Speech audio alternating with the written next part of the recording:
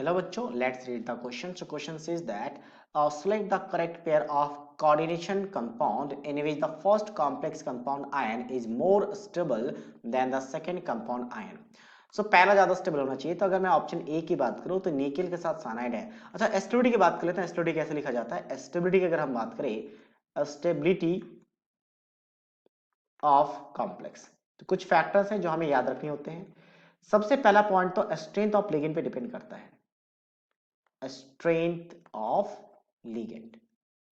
और साथ साथ में ये भी ध्यान रखना कि चिलेशन फॉर्मेशन हो रहा है क्या, चिलेशन रिंग का फॉर्मेशन। अगर रिंग का फॉर्मेशन हो जाए तो फिर वो ज्यादा स्टेबल होगा। उसके बाद हम लिगेंड देखेंगे। साथ साथ में अगर मान लो लिगेंड सेम हो जाए तो हम क्या देखते हैं, जेड इफेक्टिव ऑफ लिगेंड। और तीसरे की बात करें तो स्क्वायर प्लेनर। और साथ साथ में अगर मान लो टेट्राडल या ऑक्टाडल आ जाए तो जनरली स्क्वायर प्लेनर की स्टडी ज्यादा होती है। अब यहाँ की बात करते हैं पहले वाले में।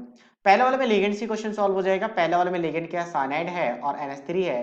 तो साइनाइड का लिगेंड स्ट्रेंथ ज्यादा होता है एज कंपेयर टू NH3। और अगर लिगेंड स्ट्रेंथ ज्यादा है तो ऑब्वियसली पहला वाला कॉम्प्लेक्स ज्यादा स्टेबल है एज कंपेयर टू सेकंड। तो इसका मतलब पहला आंसर आ चुका है। सेकंड की बात करते हैं। यहाँ पे NH2 सेम है।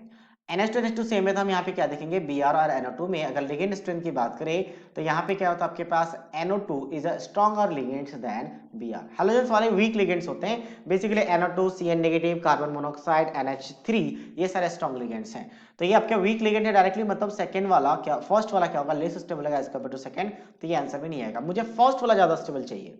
नेक्स्ट यहाँ पे HCN। यस HCN, जैसे मैंने अभी भी कहा कि हैलोजेंस वाले कैसे होते हैं, वीक लिगेंड्स होते हैं। लेकिन एक और चीज, सबसे पहला चीज तो यहाँ पे देखा जाता है आपके पास, सबसे पहले क्या देखेंगे यहाँ पे, चिलेशन फॉर्मेशन देखते हैं, फिर आपका स्क्वायर प्लेनर जैसे मैंने कहा, उसके बाद स्ट्रेंथ ऑफ लिगेंड। अच्छा स्ट्रेंथ ऑफ लिगेंड की बात करें थोड़ा सा मिस, ये इसकी लिगेंड स्ट्रेंथ कम होगी, यानी एफ का लिगेंड, यानी कि हैलोजेंस वाले वीक होते हैं लेकिन HCN उससे भी वीक होता है।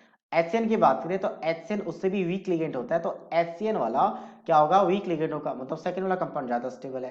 तो ये भी रॉन्ग हो गया। इसकी बात करते हैं। यहाँ पे क्या है, EN, और यहाँ पे EN मतलब होता है इथाइलिन डाइमीन। तो इथाइलिन डाइमीन का लिगेंड स्ट्रेंथ ज्यादा होता है एज कंपेयर टू NH3। और इथाइलिन डाइमीन चिलेशन फॉर्मेशन भी करता है, चिलेशन। इथाइलिन डाइमीन की बेसिकली बात करें क्रोमियम के साथ, इथाइलिन डाइमीन क्या आएगा, दो यहाँ पे CH2 ग्रुप होंगे और फिर हम यहाँ पे NH2 ग्रुप लिखेंगे। तो कुछ इस तरीके से डोनेशन करेगा।